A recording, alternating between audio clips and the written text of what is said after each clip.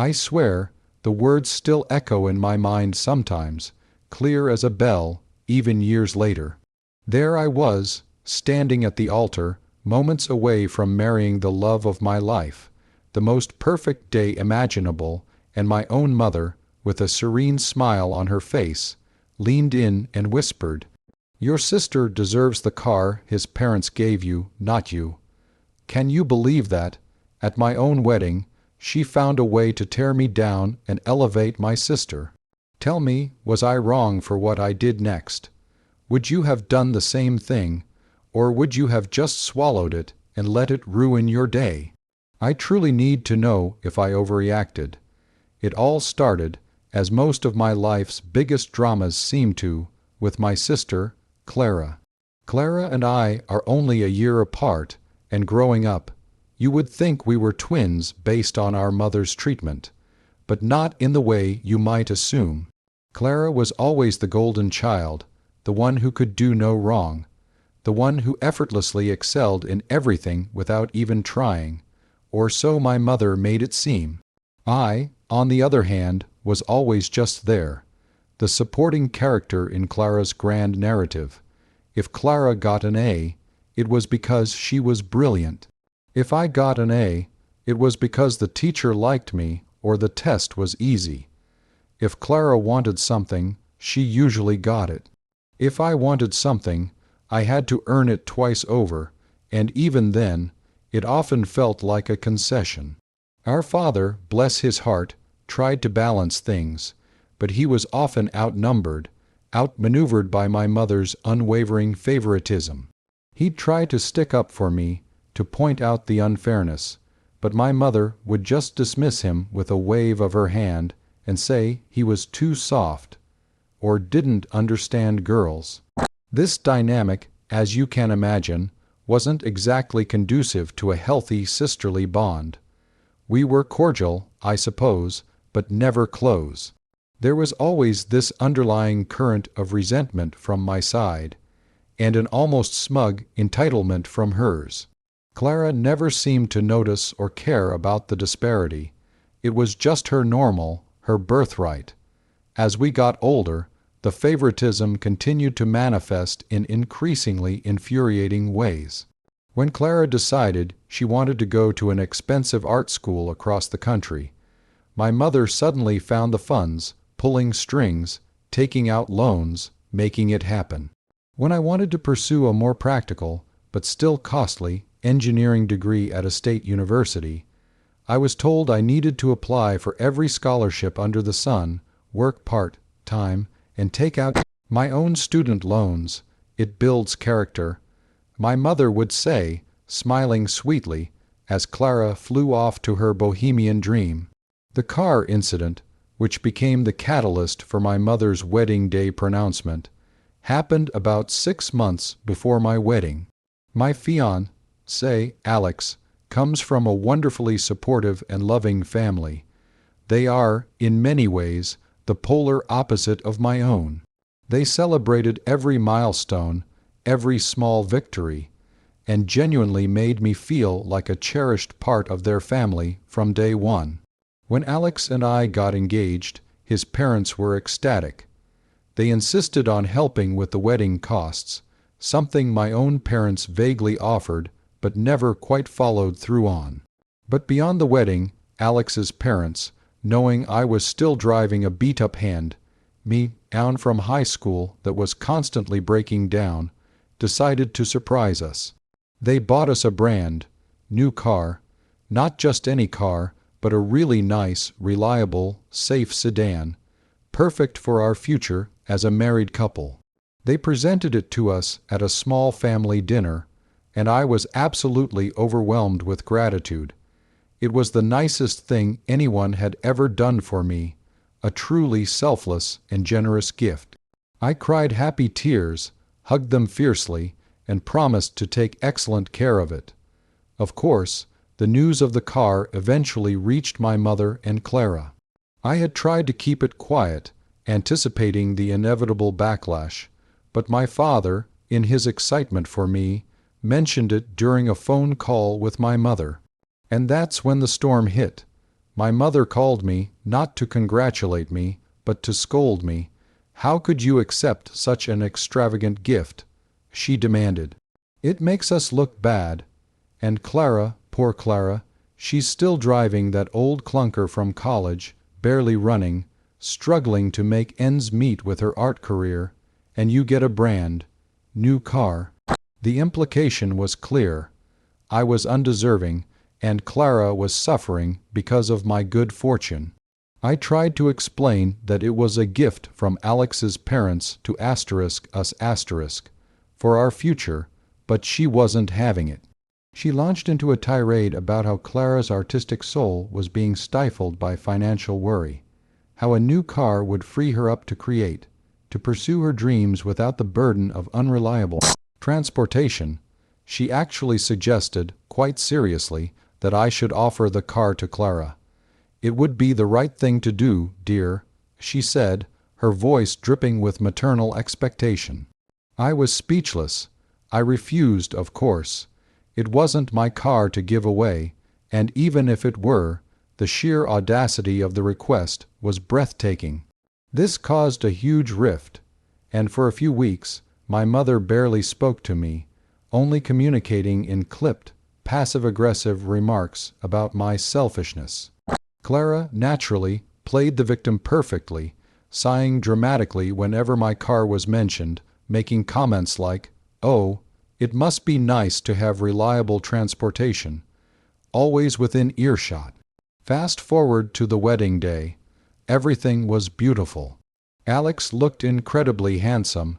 The venue was stunning. Our friends and family, the supportive ones. Anyway, we're all there, radiating joy. I was so incredibly happy, so ready to start this new chapter with Alex. My mother, surprisingly, had been on her best behavior all morning. She helped me get ready, complimented my dress, even shed a few tears that I, in my naive optimism, mistook for genuine happiness for me. We were standing at the altar, the music playing softly, the officiant beginning his words when she walked past me, on her way to take her seat in the front row. She paused, just for a moment, and that's when she leaned in, her eyes glinting with something I couldn't quite decipher, and whispered those unforgettable words, "Your sister deserves the car his parents gave you, not you." It wasn't angry, it wasn't a shout. It was soft, insidious, a venomous little dagger delivered with a smile. So that's the situation I was in, standing there, heart pounding, blood rushing, trying to process the absolute cruelty of her statement, delivered at the most sacred moment of my life. I had to make a choice right then and there. Before I tell you what happened next, I want you to pause and comment below what you would have done in my shoes. Would you have let it go? Would you have confronted her later? Or would you have done something right then, right there, in front of everyone? Please tell me what you honestly would have done. My mind raced. This wasn't just about the car. It was about a lifetime of being second best, of being undermined, of having my worth diminished to elevate my sister. It was about my mother choosing my wedding day, my asterisk day, to remind me of her favoritism and my perceived unworthiness. I looked at Alex, his eyes full of love and anticipation, completely oblivious to the poison that had just been injected into my perfect moment. I looked at my father, who caught my eye, and, seeing something in my face, frowned slightly, a flicker of concern crossing his features. And then I looked at my mother, who had settled into her seat, still smiling, her expression one of complete self-satisfaction, as if she had just performed a noble act. A quiet rage, cold and steady, settled over me. I couldn't let it slide, not this time, not on my wedding day. I couldn't let her believe she could get away with such a blatant, cruel act of sabotage without consequence. I took a deep breath, and as the officiant paused, I gently squeezed Alex's hand, gave him a quick, reassuring smile that I hoped masked the turmoil inside me, and then, very calmly, I turned my head slightly towards the front row, directly addressing my mother, but speaking just loud enough for many of the guests nearby to hear. "You know, Mom," I said, my voice clear and steady, cutting through the soft murmur of the wedding. My mother's head snapped up, her smile faltering. Clara, sitting next to her, also looked surprised. "It's funny you should say that about the car, especially today, because for my entire life it has felt like Clara deserved everything, and I deserved nothing in your eyes.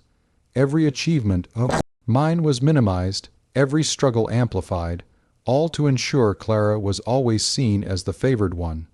Today, on the most important day of my life, you chose to reiterate that sentiment, to try and diminish my happiness once again."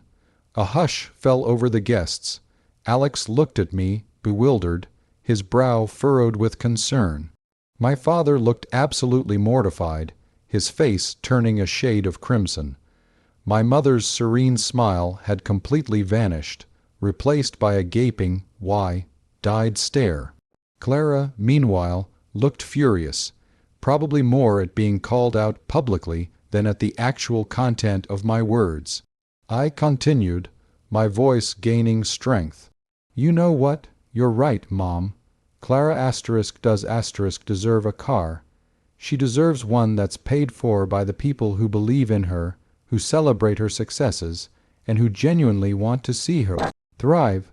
My car, the one Alex's parents, his wonderful parents, gifted us for our future, is a symbol of their love and support for me, for us. Something I rarely, if ever, received from you. So, no, Clara doesn't get this car.